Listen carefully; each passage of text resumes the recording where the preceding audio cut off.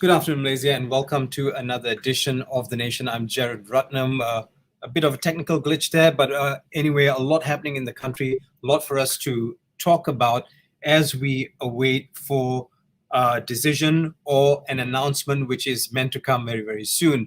Now, I've got a huge panel joining me this afternoon, and to start off the conversation, I'd like to bring on our Friday guy, Nordin, who's here with us. So if we can bring Nordin on just to get his thoughts and views first. He's going to be helping me throughout this hour to manage this hour and to facilitate a conversation. We've got Jerald Joseph from SUHAKAM. We've got Pete Nicoll, all our usual suspects, Dr. Hassan. We've got the one and only geostrategist, Azmi Hassan. He's also joining us. So, before we get into anything, well, what are your thoughts? I mean, coming into this conversation at this point today, Nordin. Hey, thank you, Gerard, and it's great to be on this panel, and it's good to see democracy and progress in Malaysia. And I think that's one of the key things that a lot of foreign investors are currently observing. While we are exploring every nook and cranny of the Malaysian constitution and what is available in that process, I think foreign investors in Malaysia are keeping an eye on things and seeing where things are going. And I think what's interesting is the Malaysian people's response to this situation. While there's been a lot of discussion on social media, what we're seeing is a very calm response from the general population. That very much a Malaysian way of dealing with a challenging crisis or a challenging issue.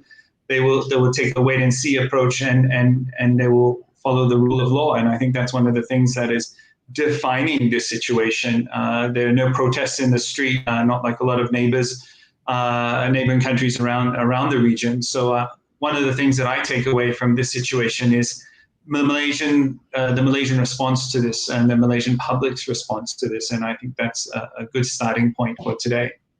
Mm-hmm. Now, just to get the thoughts of our panel on where we are at this point, I'd like to first bring on Jerald Joseph from SUHAKAM to talk about processes. Yesterday, over the phone, we had a bit of a chat, and he said, while people are calling this a crisis, it's also good to know that everything is falling in place with regards to processes within the nation, with regards to whatever which is aligned with the parliament, with the constitution, and other things that need to be in place are in place. Can we bring on Jerald Joseph?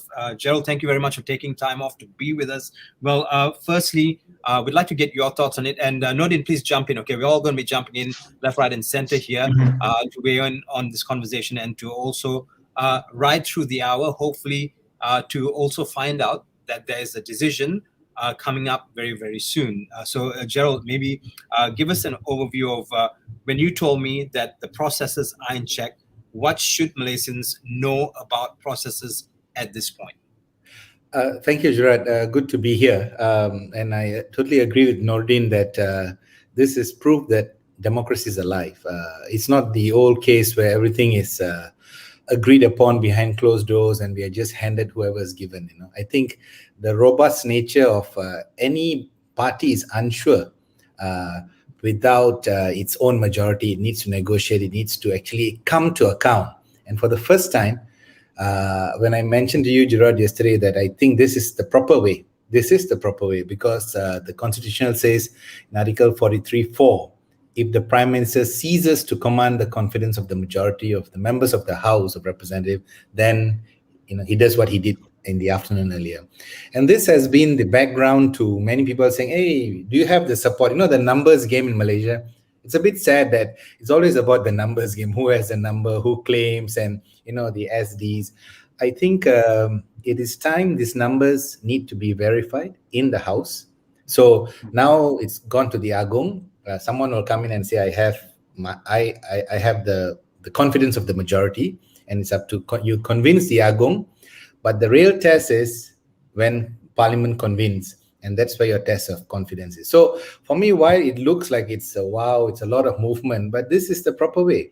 This is what should have been happened even much earlier when there was already question mark. But because of the suspension of Parliament, we were uncertain for a long time who was in command, who was not. But good news is we have come to this stage of Malaysia's growth, our democracy, and I'm really happy to say that the nation awaits because, and this is part of democracy, that no one person has so much of democracy, so much of majority that they can steamroll any way.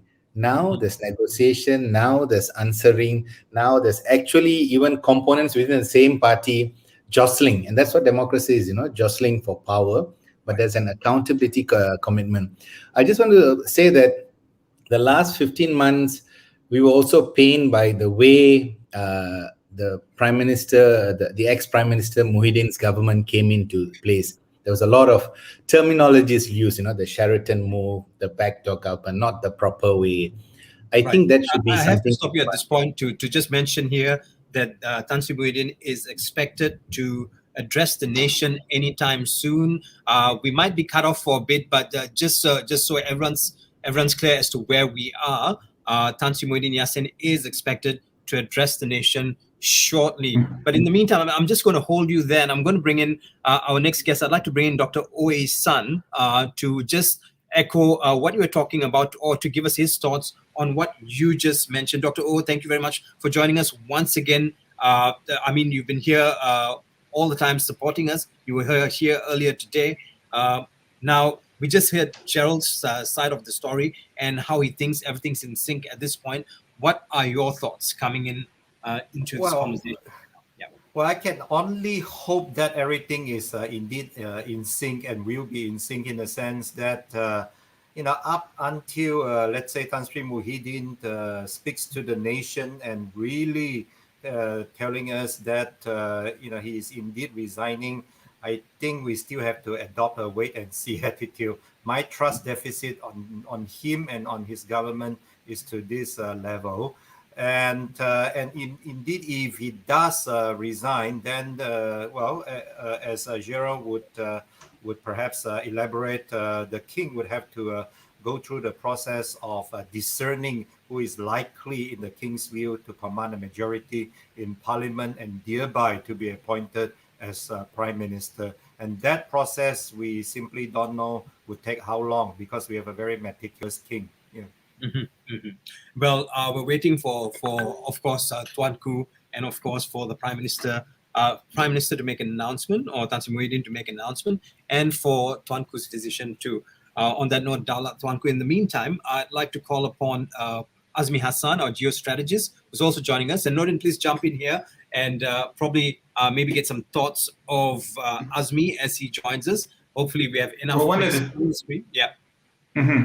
the things I wanted to ask Azmi was what do you see as the kind of strategic implications for the different political parties here in Malaysia, and what does that mean for parties within the Sabah context and the Sarawak context, and how things are playing out in the total Federation of Malaysia? Thank you, Nordin. But before that, I'd like to comment on your statement earlier, a few minutes ago, when you said Malaysians are matured enough. There will be no demonstration outside as compared to our neighbors. Is very true. I agree with you. Malaysian, the general population are very mature, but I'm not sure whether our 220 parliamentarians are matured enough. If they are matured, we wouldn't have come to this particular point. It is the people are so worried because of the pandemic, and the politician seems to be trying to grab powers. So on the other hand, we are matured, but the parliamentarian, the 120 specifically, are not matured enough. Well, to answer your question, Nordin, I hope that we have a prime minister that can access or can garner vote across the board, or as the former prime minister said, a bipartisan support. Let's say if the Prime Minister is Datuk Seri Anwar Ibrahim, not only from Pakatan Harapan, the votes come from, I hope the vote will come from across Perikatan Nasional and also UMNO. Because the government, what we need right now is a very stable government. To answer your question about the Sarawak and the Sabah, I think Sabah and Sarawak politicians, they are pragmatic because they will support whoever the federal government is, because they know that when they are in the government, they will have the benefit for Sarawak and Sabah. That's Borneo politics, whether it's matured or not, but that's pragmatic. But I like what Nordin said just now. Just wait and see what will happen after this. Gerard? Thank you very much, Azmi. Of course, one more person on our panel is another crisis comms guy, Pete Nicoll. If you can bring Pete on screen. Pete, let's get your thoughts first. Of course, from a crisis management or communication perspective, the way you see things would always differ quite a bit. What are your thoughts coming into this? For you, it's always about processes and systems and triaging whatever problems we have in the country. So what are your thoughts coming into this conversation? Hi, Gerard. Thanks for inviting me on again. The key really is looking at, from our side, is looking at, the risk and threat assessment of what is happening. And whenever you do that, you've got to look at the stability issues or non-stability issues. You've got to look at things that have been mentioned, the democratic process. Is it working?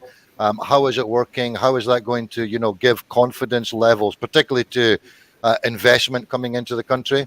And we also have to be very careful about things that we're seeing this morning in terms of, the little bit of impact onto the Bursa, and again with the currency. These are short-term knee-jerk reactions, so we're not red flagging those. So it's about the process, it's about confidence, it's about the ability to move forward.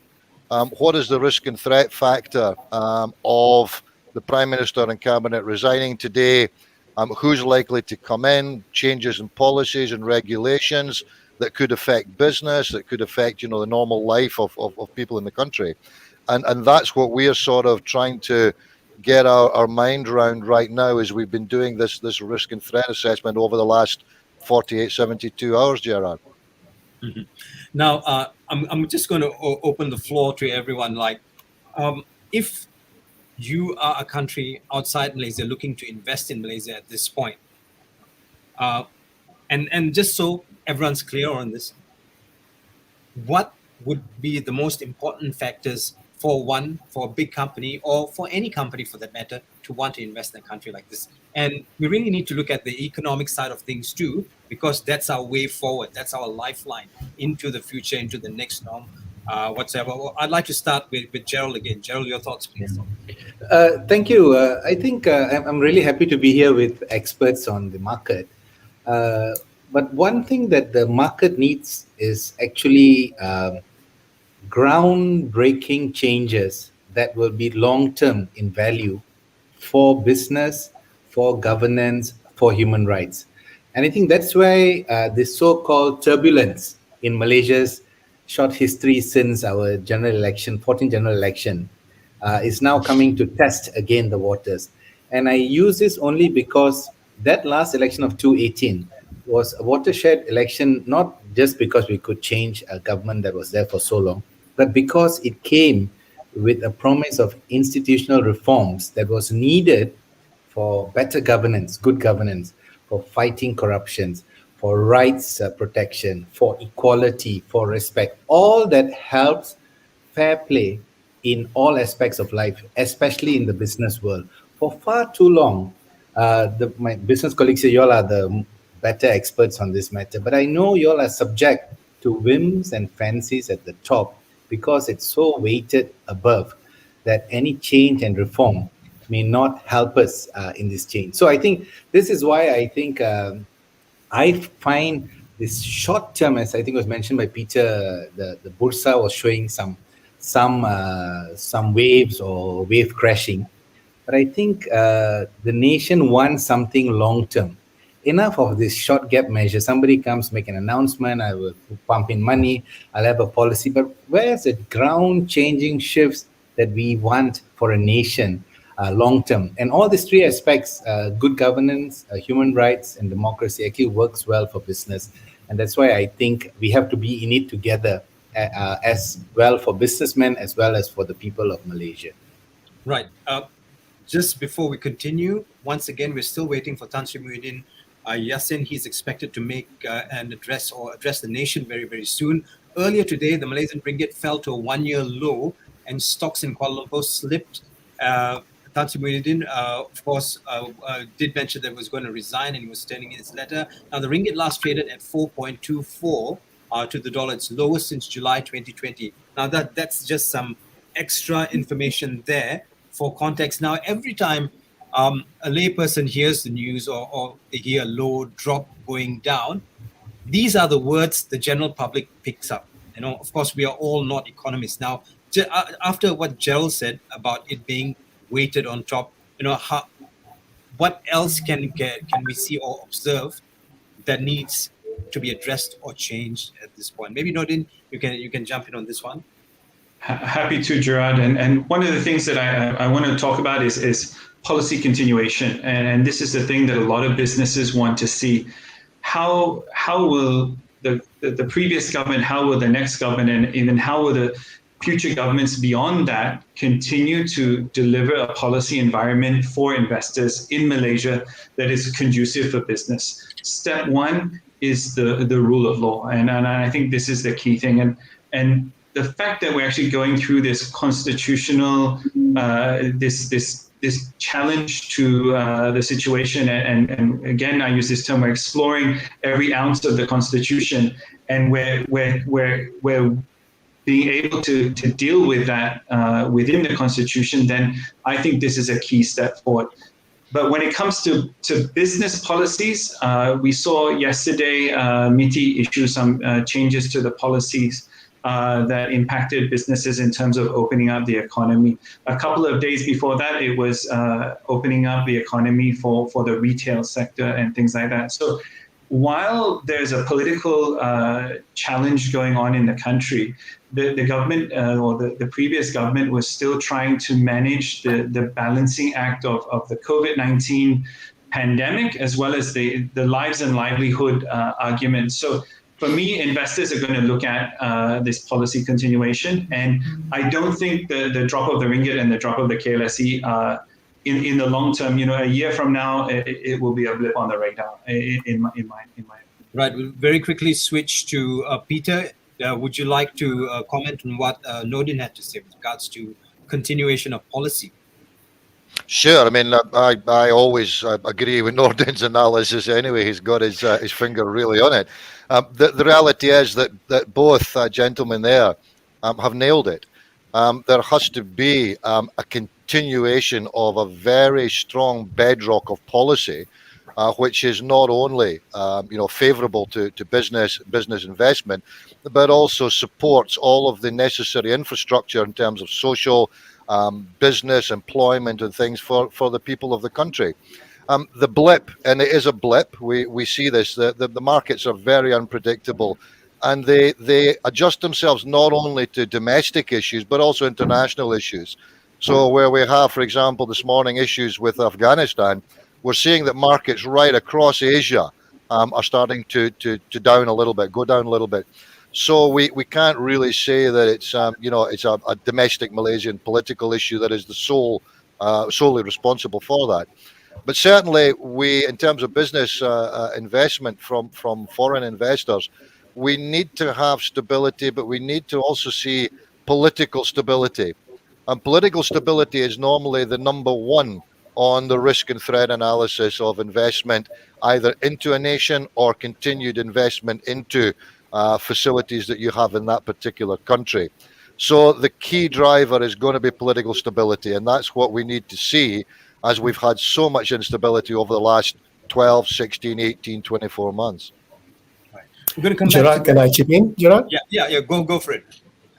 One thing for sure is that the market reaction is something that are expected, whether it's negative or positive when the leadership resign. But one thing for sure is that our foreign policy, economic policy will not change in the long term. Because whoever the leader is, the foreign policy, basically the economic policy, we like to see that it is determined by the politician, but basically it is determined by the civil servant behind the minister or the cabinet. But one thing for sure is that the pandemic policy, I think there will be a drastic change because we cannot go worse than what we are before this. So as I see it, the pandemic policy will change whoever is the prime minister. Gerard? Right. Good news as we continue this conversation. I just received word from production that Tan Sri Muhyiddin will address the nation at 3. So I think he's given us time to usher him in at 3 o'clock on our TV. Now, from there, let's seg into the political landscape. And I guess the go-to guys here for the political landscape would be Dr. O and also Azmi. We'll start with Dr. O. What are your thoughts on the political landscape? It seems like there's just, so much of, it's so fragmented now that within the voices within society is even more fragmented. No, we don't know who's who, what's what. No, saturation is probably the best word here, I think. Well, indeed, there's saturation and then there's fragmentation. But roughly, I think a post-Muhyiddin, the political landscape could be, well, at least at this point, roughly divided into like 2 continental shelves, right? Since we are on the fragmentation type of lingo. On the one hand, of course, you had the Pakatan Harapan and the opposition side, and then there is still an effort going on, I think, at this very moment to hold on to the current ruling coalition. It would, of course, not be called the Perikatan National Coalition anymore. If UMNO comes up on top, you'll be perhaps called a Barisan National-led coalition. And I think that's ultimately what UMNO would like to have or would like to see, namely, it's still the same ruling coalition, just that now they are at the pilot seat or captain's seat, if you are doing a ship metaphor. And then the sort of internecine power struggle would go into UMNO itself. It will be who among the senior UMNO leaders who will be helming this particular ship, namely this ruling coalition.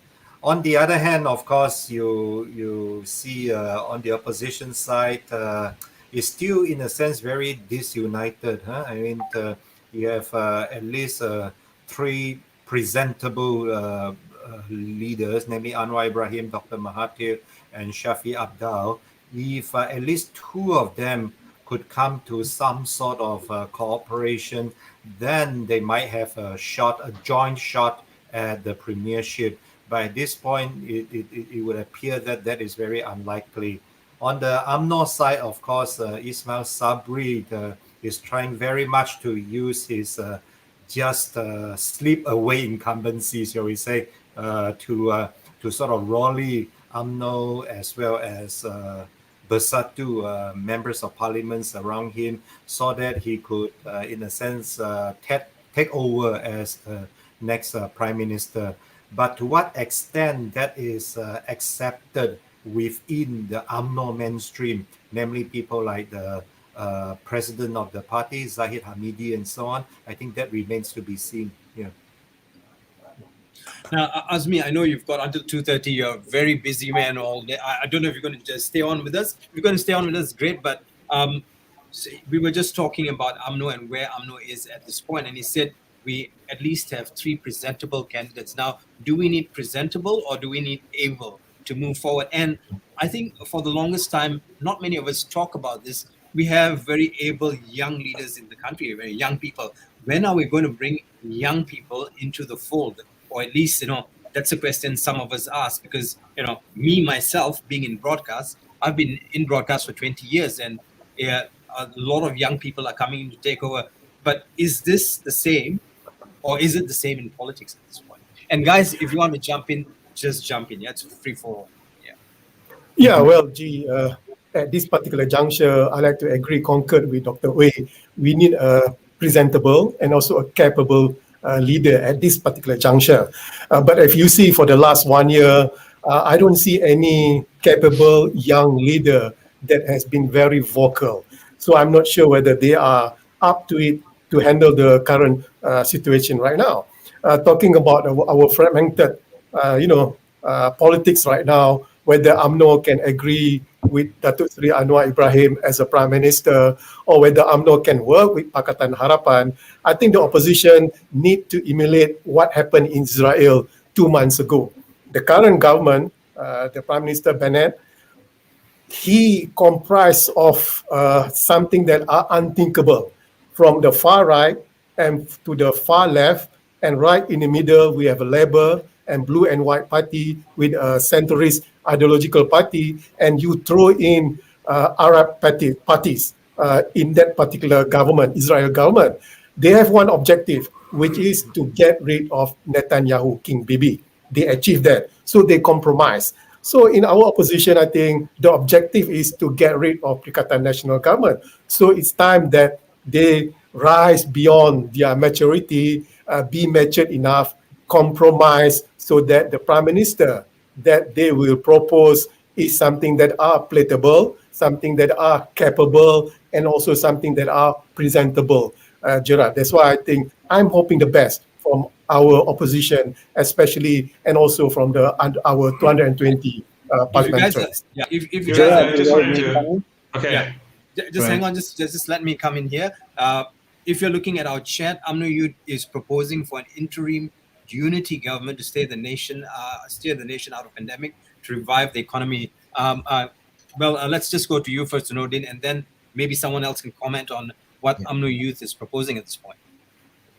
Well, actually, one of the things I wanted to take a step back from where we are today and kind of acknowledge the kind of journey that Malaysia has gone on in the last few years, and really ask you, Gerard, in terms of media freedom, how far has Malaysia come, and how important is it for where we are today and the ability to have the discussions that we're having today? What are your thoughts there, Gerard? Mm-hmm. Well, I come from a time when radio used to be in numbers, radio 1, 2, 3, and 4. And that's when I started broadcast. And from then to now, yes, there has been significant change. There has been tremendous change. And for me, while there's growth, there's still quarters that are still trying to stifle what we have as freedom of speech, calling it liberalism, so on and so forth. But I think with what we have now and where we've come from 2 years ago after that watershed elections, I think things have changed quite a bit. And I'm sure most of you on this panel who've been with us for years now can agree with me that we have moved forward. Although I think we can move forward a little bit more, but that also comes with upping the education levels. Now, when you talk about that, you're also talking about educating a new generation of voters. If we're going to unlock this door to Undi 18, how much of education have we given them with regards to democracy, with regards to the lay and the lie of politics in the land before we take them into elections? So I think the work now is the ball's in our court, the people in media, to send that message out to the younger generation and to reach out to them. Or at least Gerard, if I add in at this point, Gerard? Go for it. So I think, thank you, Azmi's point about, and Dr. Oisan about presentable, able, capable. I think honest not in terms of just saying it, but actually working through the difficult issues of Malaysia. And I think part of this dishonesty of the previous government, well, if we can call it the previous government because we're waiting for the announcement, was at the very last minute, the Prime Minister Tan Sri Muhyiddin then came up with core issues that we've been asking for a long time. And I think one of it, you mentioned, Gerard and Nordin, also about media freedom. But beyond that, the 7 so-called olive branch promises cannot be brought at the end of your tenure when you're in crisis. It has to be at the top of your agenda, the bipartisan budget bills, the Undi 18 law, the anti-hopping laws, the term limits, things that Malaysians know, they read about it, they're angry about the play of money for opposition, for government, for all previous budget allocation. And you don't bring it up at the end. And that's why I think honesty, competency for the nation, not for the party, at least the hallmark of a prime minister. The prime minister, he or she, should actually be able to have the courage, the guts, and the political power to move forward and not be stuck in the old politics of race, religion, which I think is still being played out, or was played out quite a lot in the last 18 months or so, sadly. And we need to find a way to overcome this. And I think Azmi has also mentioned about the politics, regional politics of Sabah, Sarawak. I think that needs to have a new way of negotiation and discussion to be part of the center, not as a 1+1+1 separately, that they are the core of Malaysia. And I really hope Sabah and Sarawak will also come in, not to wait and see. They should not wait and see, because it cannot be Putrajaya decides or Kuala Lumpur Parliament decides and then they jump ship. They should actually put their stakes as how all Malaysians are putting their stake. And this is why I think, yeah. So, just looking at it, and please, anyone can jump in here. If we get, okay, now everyone's saying that everything's in a mess and everything needs to change at this point. Now, if someone comes in saying with this one trait that you're talking about, honesty, we put him in position and say, okay, now you lead the ship and take us to where we need to, because we're going through a really hard time now. Do you think that's going to augur well with the masses? Everyone, I think there's just too many opinions. And in a time of crisis, when it comes to leadership, you have to deafen out the voices that come in, or at least that's what some crisis people say. You really need to take the lead and just keep moving to trudge through whatever that's happening right now. So if honesty is the trait we want, and if we do find that person with honesty, what then do we allow him? Will we allow him to do his work, or at least that would back as it? Will we, as a people, allow him to do his work? Maybe Azmi, before you sign off. I think Azmi is signing off soon. Yeah, Gerald, okay, I got to go, but a quick one. I think we need, it's true what Joseph said, we need a very honest leader, but the problem is the leader can say, hey, I'm very honest. That's going to be very difficult. When Joseph mentioned that the ROU Undi 18, the anti-jam party, it shouldn't have said by the Prime Minister. I think it's a blunder by the Prime Minister, because it will backfire, and it backfired already. I don't know who advised the Prime Minister in terms of that incentive. But again, before I signed off, Gerard and others, I think we need a capable leader, a presentable leader, as Dr. Oi said. And I like to add, we need a very honest leader. I think we are lacking in that particular segment, Gerard.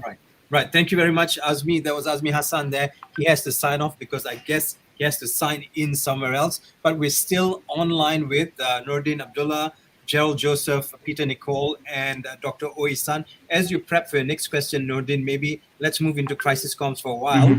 A couple of things are happening. MIC has spoken to Dr. Zaid, and they want him to back Ismail Sabri as PM because he apparently has the numbers, or at least these are the bites that we're getting at this point. Nordin? Yeah, I think one of the things that we're going to see is a lot of messaging in the next couple of hours and in the next couple of minutes. So I think before we all get too excited and get putting out positions on Twitter and Facebook and YouTube, I think we've got to wait and see what the Prime Minister Tan Sri Muhyiddin has to say at 3 o'clock. And I think also for me in Malaysia, I always wait to see what the Astana has to say, because I think that's one of the key defining documents that we need to look at so that we can make informed decisions and make clear decisions moving forward. And I think that's one of the things that from a crisis communications perspective, I know the Astana gets it right every single time, and we need to continue to follow that precedent that has been set on every single occasion before this. So I think that's from a crisis comms perspective. From an ongoing crisis management perspective, I wanted to ask actually Peter. Peter, what do you think is going to roll out in terms of any potential crises that would potentially happen in either in the capital or in the country in the coming days? I think what the danger would be, Nordin, is if we cannot get a government and a cabinet formed fairly quickly. That's going to be the key to it. But as you were saying earlier, and as Gerard was mentioning, the change process that's taking place at the moment has to be managed. somebody has to manage that. So whoever's going to come in and take control of the country and run the country is going to have to manage that crisis. But more importantly, every single stakeholder is going to have to buy into that change management process. So that means that every politician across all parties, the public, the civil service, the business community, they all have to buy into that change process, the new Prime Minister, the way that they're going to lead, the cabinet that is formed. So that's what the key is going to be. And again, you're absolutely spot on. I mean, there is going to be so much noise around us now in the next few hours and probably 24 hours or so going forward, that we really have to sort out that noise and look for the key indicators here of what is actually going to happen. And that will be obviously the Prime Minister's statement later today and the messaging coming out of Istana Negara. Those are the two that will give us a real indication of where we're likely to see the country moving forward. But there is a huge opportunity for Malaysia now in terms of getting things right, changing the dynamics that we've seen over the last 2 years, 20 years, 30 years, putting people in place that can actually have the honesty and the integrity and the presentability that the people want to see from a government. But there is also still the inherent danger in the system that we still have an old guard who will still try to cling to power to keep the young people who they perhaps perceive as not being party members long enough and not having the experience, and keeping them down, and then restricting their ability to come through the party machinery to get into positions of power and influence within cabinet. So we have the two extremes here. In terms of the stability of the country, we do not see anything that is going to indicate significant instability in the country in the short to medium term. The pandemic itself is going to, basically keep people off the streets. A lot of it's going to be on social media. That's where the sort of the frustrations and the indications of how the public feel are likely to come through that.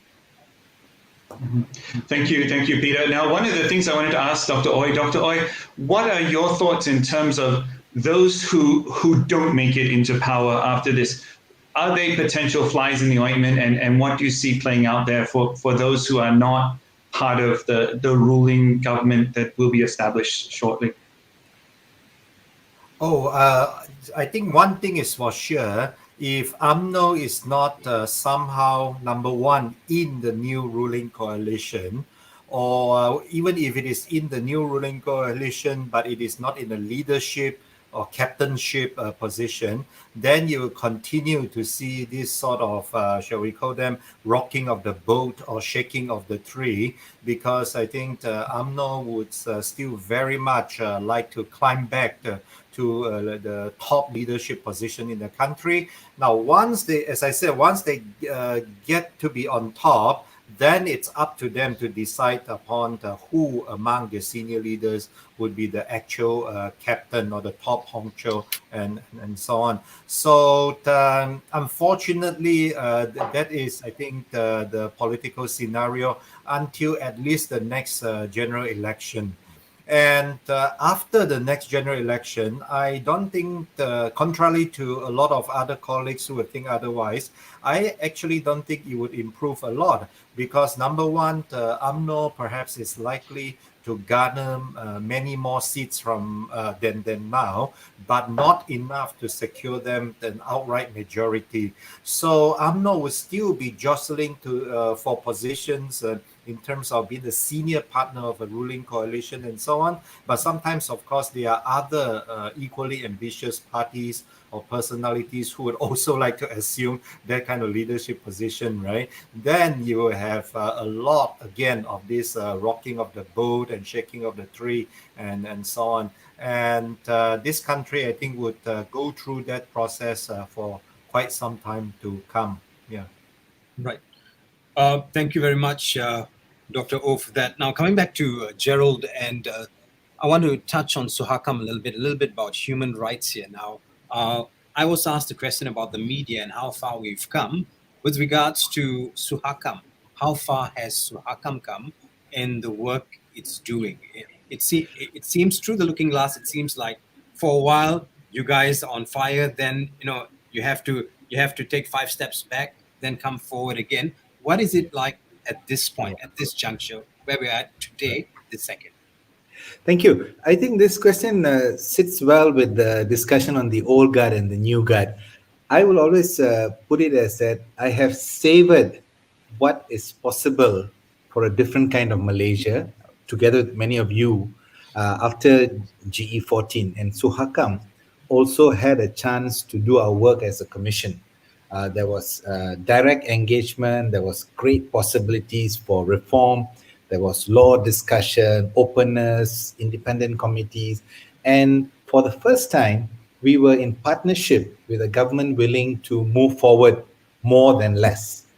That took a break in the last 15 minutes when this government of Perikatan Nasional came in saying they wanted to do more, but then just fell silent. And I think that's why the discussion of human rights actually fell flat, I would say, because we knew there was a whole thick file of reform started previously by colleagues, the present cabinet colleagues who were part of the old regime of Pakatan Harapan, but yet did not carry it forward. This could include the more difficult issues like death penalty, torture, but it will also include issues of the reform of labor laws, where the workers, foreign workers and businesses who need a seamless way to manage their own needs is still stuck. The immigration department has so much of immense power, and it can just decide to do operasi and people without documents, and how did they get no document? Old stories are repeating itself. Freedom of expression, I think, Gerard, you mentioned it very well, 1 step forward, 5 steps backwards.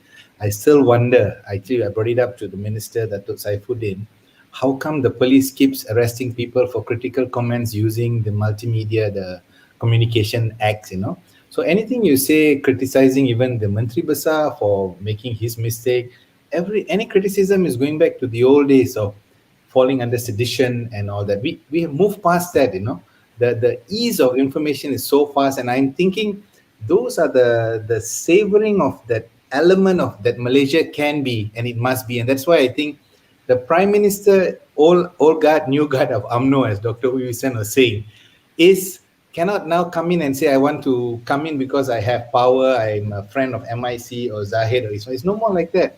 People know what they want because they've savored a different kind of Malaysia. So if you're going to be the Prime Minister, whoever that name is coming through, you be sure that that list of demands won't get smaller and people will remember. And as Azmi said earlier, you cannot bring it at the end of your tenure when you're in crisis. You have to put it at the fore of what your demands are for a different Malaysia, and that includes good governance, human rights, and better development for all.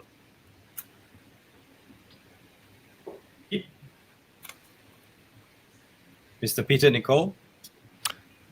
Gerard, I really have a question for the panel. I mean, we know that the Prime Minister is now going to address the nation at 3 p.m. this afternoon, so in about, 15 minutes or so.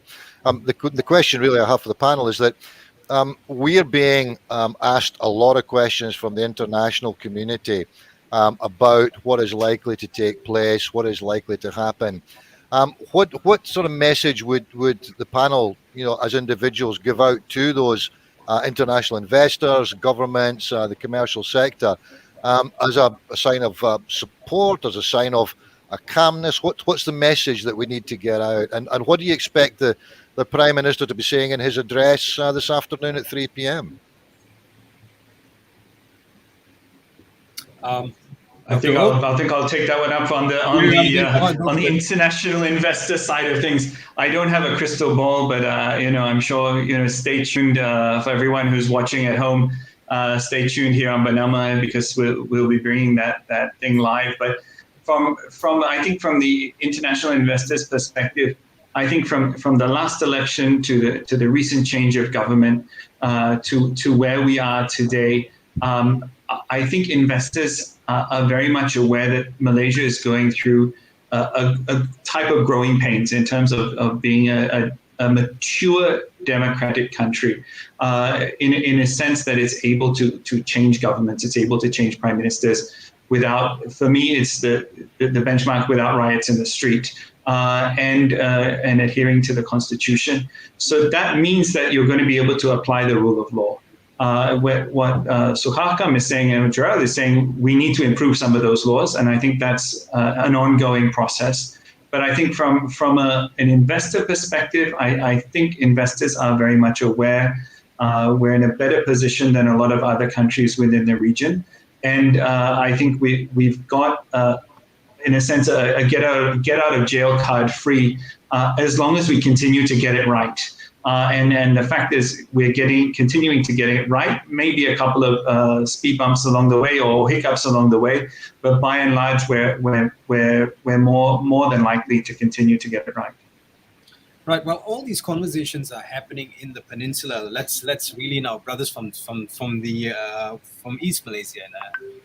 Well, what are some of the thoughts or ideas coming out from the echo chambers within social media in, say, Sabah and Sarawak at this point? Dr. O, I know you speak to a lot of people back home in Sabah. You also have a lot of friends in Sarawak, and you're also trying to put your ear to the ground to find out what's happening with regards to how they feel about the political situation and how they want things to moving forward as a nation. Well, I think you have to, in a sense, differentiate between Sabah and Sarawak. Sabah, whether we like it or not, has been infiltrated politically by West Malaysia to a large extent, right? I mean, the two largest parties in a ruling state coalition in Sabah, they are from West Malaysia, UMNO and also Bersatu. So it depends. I mean, with a Bersatu PM stepping down, number one, you don't know whether the current state coalition will still be intact. Assuming it is still intact, because Bang Mokhtar, the state UMNO chief, said he would keep it intact. Well, that means there might possibly be also a similar reshuffle of a leadership position between UMNO and Bersatu. Namely, it would no longer be Bersatu chief, Mr. What's his name? Hajiji, who will be the chief minister. It will instead be Bang Mokhtar, for example, because very often, because of this long-standing infiltration from West Malaysia, Sabah politics, in a sense, would have to sort of conform to the federal arrangement. In Sarawak, of course, they have much more autonomy because there's no UMNO.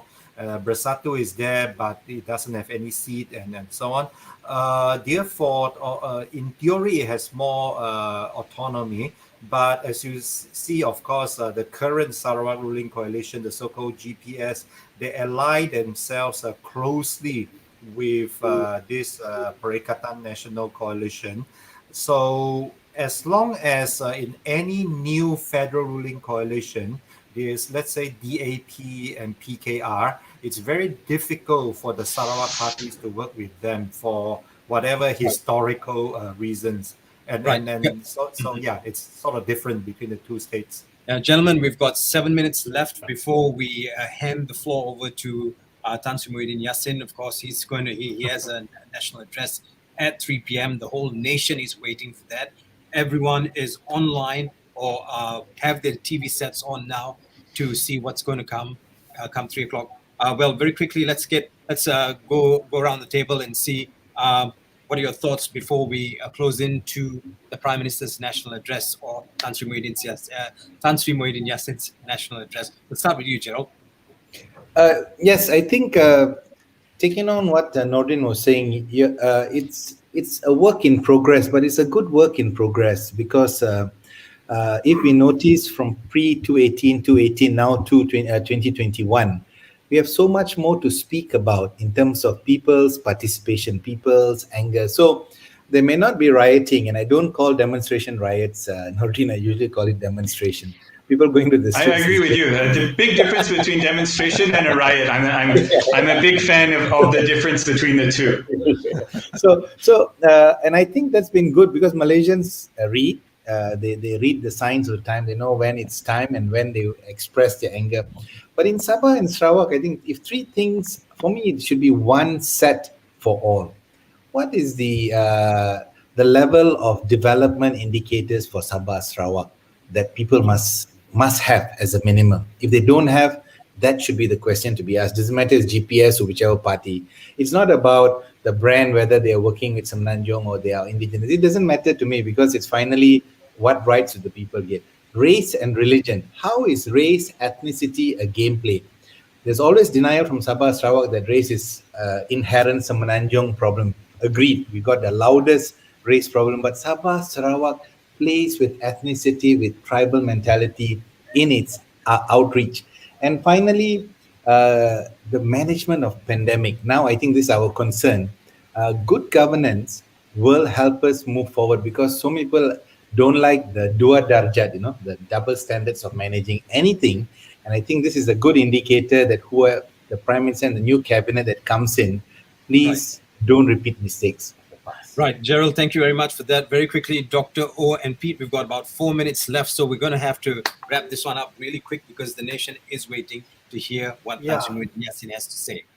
Yeah, new prime minister would need a majority, of course, but then, of course, the competence is very important, as well as sort of an awe-inspiring aura, such that whatever drastic measure he or she takes would indeed be followed by the population at large. Thank you. Right. And Pete, Nicoll? Yeah, there's a couple of things. Obviously, the statement from the Prime Minister at 3 o'clock will be a huge indicator, as will be anything coming out of Astana Negara in the next few hours. I'm also personally going to be watching the position of PAS during this. I want to see where PAS are and where they're going to go, and whether their relationship with UMNO is broken, or whether they're going to be sort of kingmakers in any way. And last but not least, my very good friend Nordin Abdullah.